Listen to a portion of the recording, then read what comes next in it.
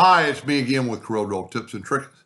Part 3 of this, another way, maybe not as cool, but if you were cutting out this sticker, I would think you'd want smooth lines, or maybe smooth lines to cut it out with.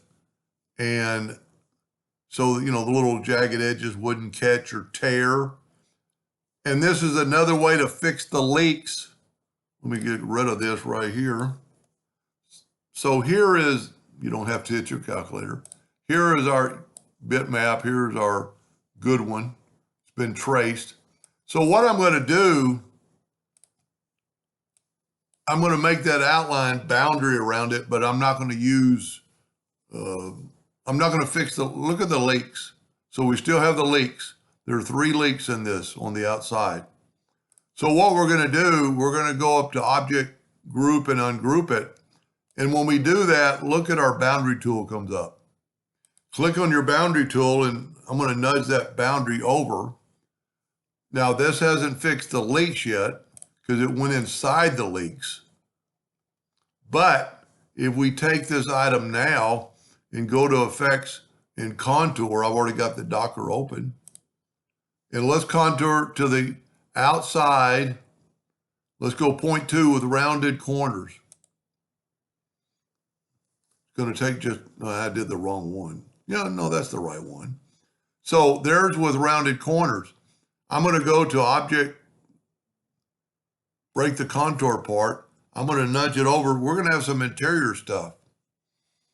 I'm going to go to Object, break curve apart. Now you can do 2 things. You can swipe through here and just delete them, or you could move the, so now we're going to take this and go to the inside 0.02. We're going to go up to Object, break the contour apart, grab that one. We're going to make it red, and we're going to nudge it over to our man, or Santa. Now, it doesn't follow the lines exactly, but it fixed the leaks, or it doesn't even, it goes around the leaks.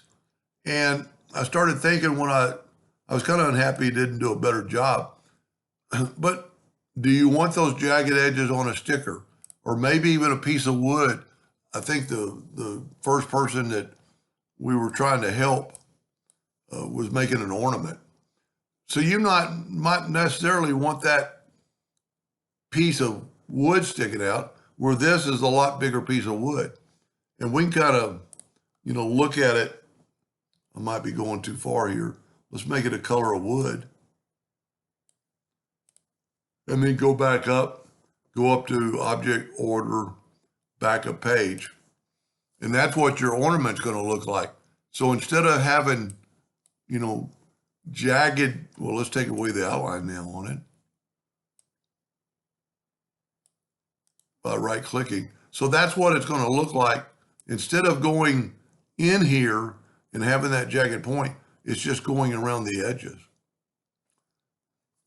Anyway, I hope that helps somebody someday, and thank you for watching.